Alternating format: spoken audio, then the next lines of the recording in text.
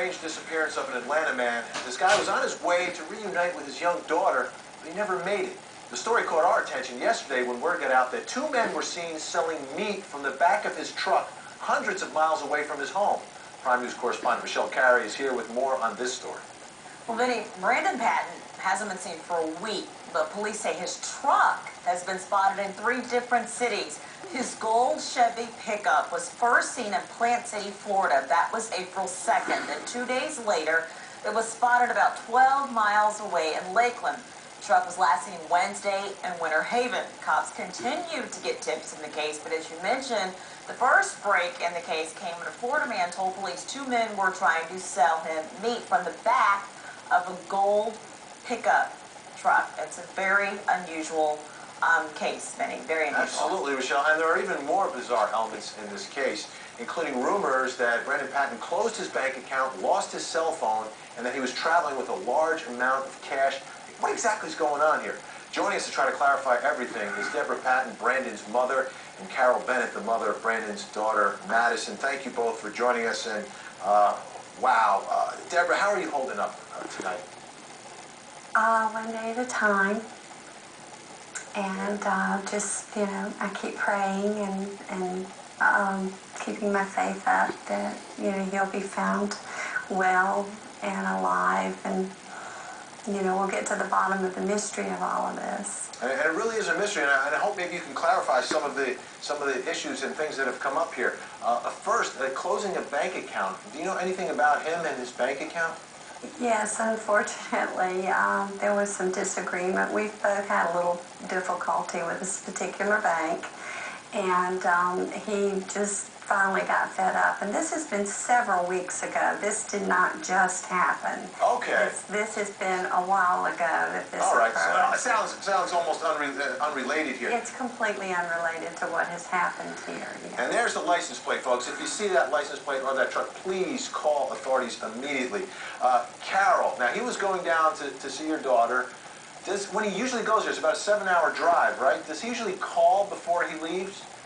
He usually does. However, he left at around 6 and 7 a.m. in the morning, so he wouldn't have called and woken us up. But he does typically call, clarify when he's going to be there, give me approximate time. And if he stops anywhere, he always calls and lets us know, especially if he's going to stop for the night. But again, he was leaving early, so he probably would have come straight down and not stopped. All right. Carol, Deborah, what happened with the cell phone? Did he have it? Did he not have it? We are pretty sure he had his personal cell phone. He had misplaced his business cell phone, and we weren't sure if it was still at Metro Catering where he works, or if, you know, somewhere along the line he laid it down or it fell out of his pocket. However, his personal cell phone was not charged, so he wasn't able to call on his phone until he got it charged again. And we had a conversation Thursday night about him being sure to do that. He called from my phone, evidently to let them know that he was going to be at Metro around 8 that morning. They had a few loose ends to tie up, and he was going to head out early, you know, to come down to Florida to... Any idea, I mean, when you say loose ends to tie up, any idea what it was? Was he meeting with someone? His boss. Mr. Fitch. Yeah. Okay. Now, I also understand that he was going to go camping after the trip, and he was supposed to pick up some camping gear. You know anything about that? Exactly, yes. Mr. Fitch was going to lend him some camping gear in case the weather was nice during this holiday weekend. He was going to try to meet up with his brother and his nephew, and they were going to maybe spend, you know, a few days at the beach, you know, camping out at one of the parks over here, if, you know, if things had worked out with the weather and everything. Carol, do you think he made it out of Atlanta? You know, I'm really not sure. I really don't know. There's been another tip that he was spotted in St. Petersburg, Florida, on Monday. A previous employee at a restaurant had said that she had talked to him, and he was talking about how he was here to visit with his daughter.